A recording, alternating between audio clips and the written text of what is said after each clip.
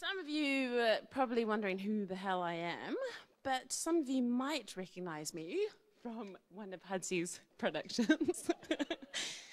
What's Your Verdict? Where I managed to persuade the entire jury, or not all of them, but 7 of them at least, to the verdict of not guilty. But I'm not going to dwell on me tonight.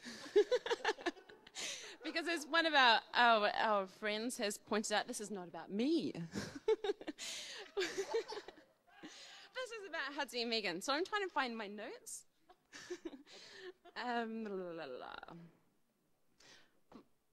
Dame Kate has said that my job is to propose a toast to the happy couple, which I will do.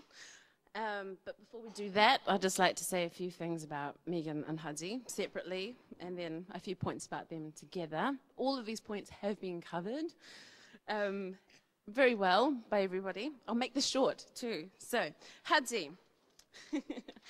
Why am I making a speech? I've been having a go at all of our mutual friends about the lack of speeches at every combined moment we have.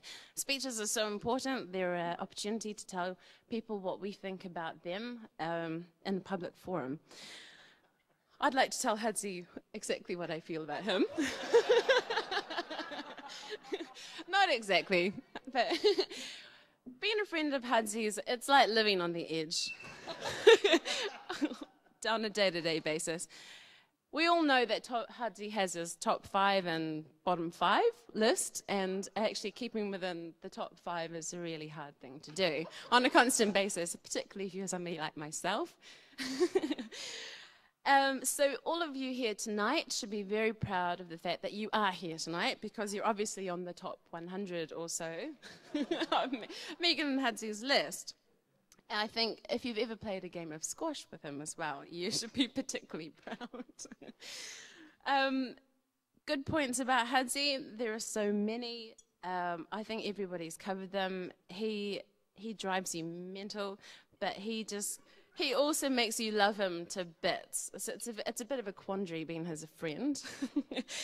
It's like the road trip from hell, but it's also you're on your way to paradise. I don't know how. He's a bit of an enigma. He's totally unique, and we all love him for his uniqueness.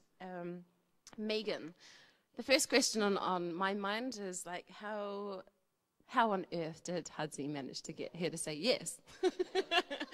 This beautiful woman, this stunning woman, beautiful creature, great sense of humor. Everybody's mentioned everything about her.